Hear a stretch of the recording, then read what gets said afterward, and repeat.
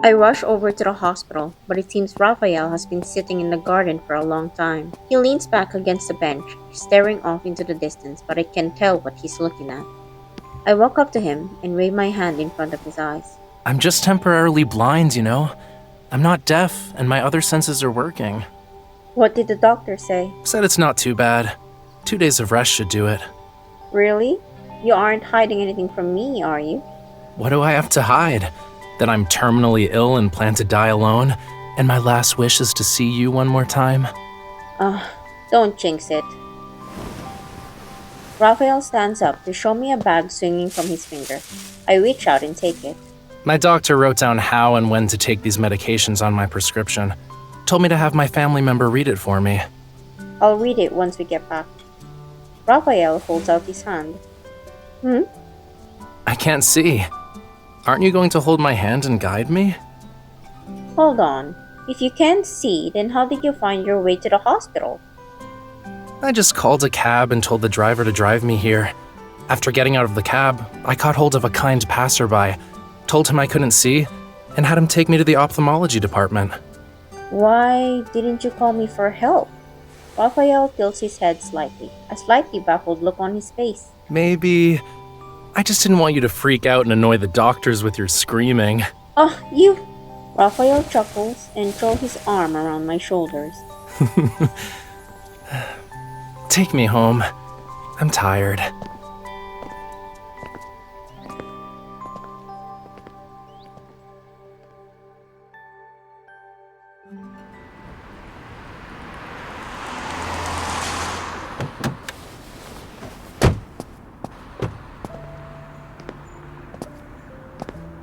I thought Raphael would need to hold on to me for support, but it turns out he can walk on his own. We return to his home, and he unlocks the door with his fingerprint.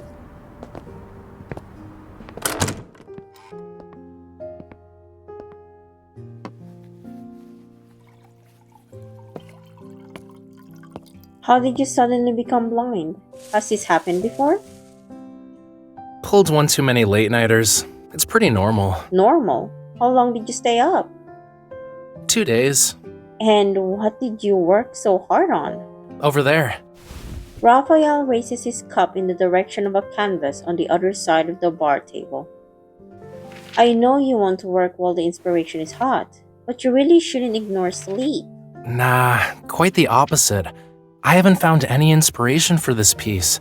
It's been 2 days, and I've made no real progress. No wonder why I haven't been able to get the color I want. My eyes weren't working right. Raphael touches his eyes. My eye doctor said it's likely going to happen again. And worst case scenario, I could lose my sight forever. Are you searching my symptoms online? I heard you flipping through my medical records. Well, what does it say? My mind immediately jumps to the sensational descriptions I read online. I don't trust any of them. You should get plenty of rest, take your medication on time, and follow the doctor's orders. Then everything should be fine in 2 weeks. Raphael raises an eyebrow, dissatisfied with my ambiguity. He turns around to walk in the direction of the kitchen while his arm reaches out for me.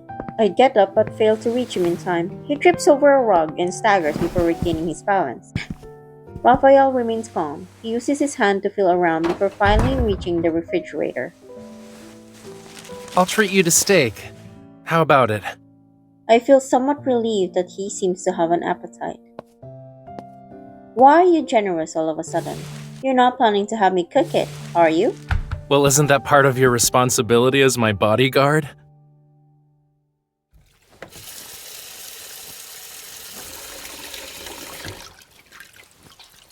Having cleaned up the table after dinner, I start to contemplate whether I should stay the night to make sure he's alright. Raphael is lying on his bed haphazardly, already fast asleep. An open tube of eye ointment is left on the nightstand. He's lying on his side in the fetal position. The tips of his wavy hair cover his eyelashes. In his hands is an open picture book, his fingers still on the page. I quietly tiptoe to his side and cover him with a blanket. Maybe I should stay until he wakes up. I sit on a lounge chair by the window. Bored, I start flipping through a book he left on the floor. The bedroom is only illuminated by a dim floor lamp. I soon find myself dozing off as I stare at the page's tiny letters.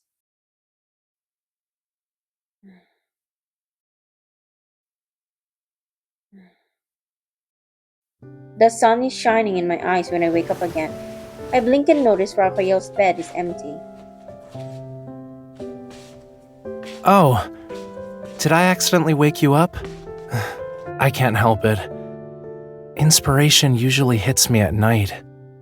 I look outside to see the sun shining. Maybe Raphael thinks he only took a short nap. He's holding a paintbrush and slowly working on his unfinished work despite his inability to see. As he paints, he uses the tip of his fingers to feel where each flush of color begins and ends. Painting at this hour is a very you thing to do. Raphael gestures to the palette he put on the floor. Since you're awake, come lend me a hand. I can't see, so I need someone to mix the colors for me.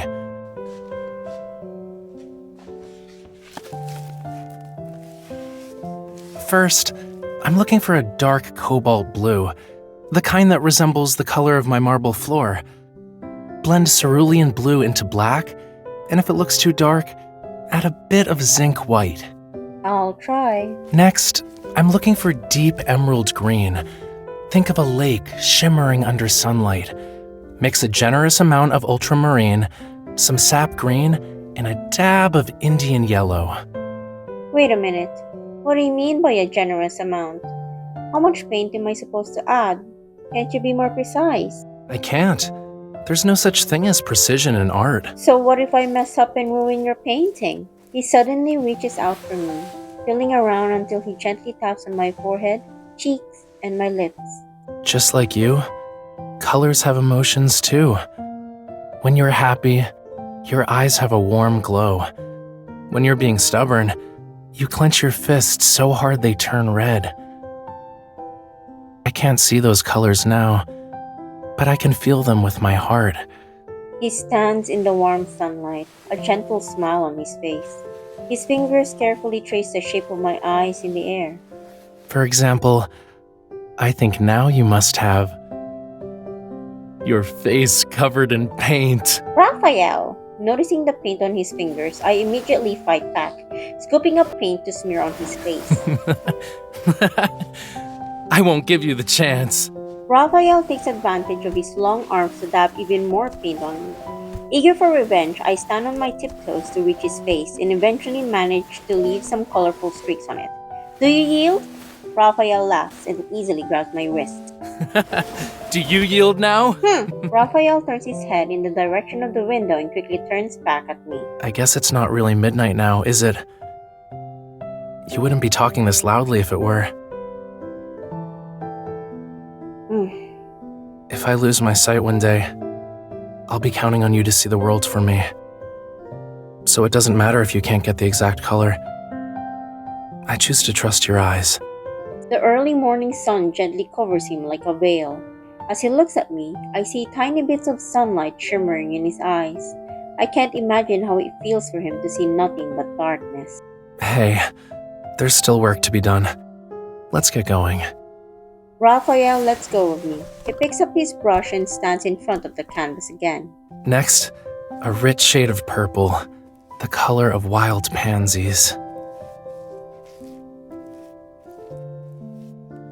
A few weeks later, this painting is put on display.